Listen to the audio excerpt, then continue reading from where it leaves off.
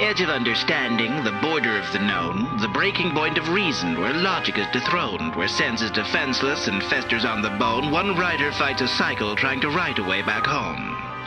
In Night Springs.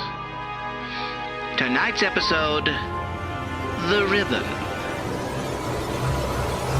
We open our protagonist, brash, pragmatic fantasist, trapped within a cabin, frantic, grappling with a manuscript, passionately grasping for a catalyst, but the syntax isn't landing. Grab the draft out from the carriage and abandons it. He doesn't really know quite what he's writing, but he has to. Sits enraptured in the flow of what he's typing, cramping grips his hands and fits the hammer, slam the characters. They writhe and dance and twist, but never seem to parse more than surviving as the grammar shifts.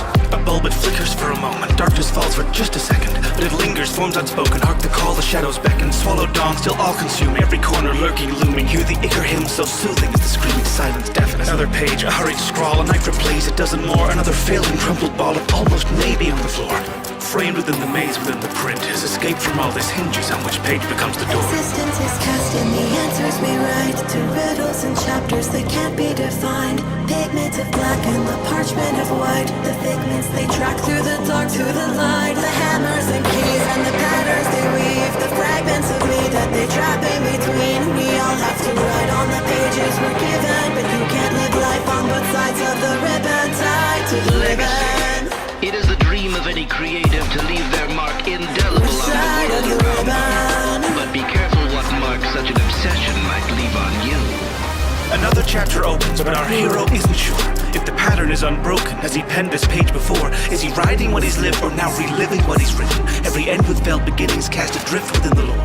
On a lake that turned to ocean, drowning under weight of legacy. When any sentence could be sentenced as the last they ever see. Our pages pass relentless, count or not, there is no remedy. And so he sits again, attempts to pen preemptive threnody. Amorphous in memoriam, in effigy uncertain. Unsure if all this really is himself, at least a version. But these whispers grip the narrative, treat sense with bleak aversion. Tendrils bend and break immersion, twisting cursive through recursion. His words branch out in path too dark to follow through trees. With pages piled so high he's lost the forest for leaves. No saying what to believe, he doesn't want him to leave. And so these pages end up bound to make the story repeat.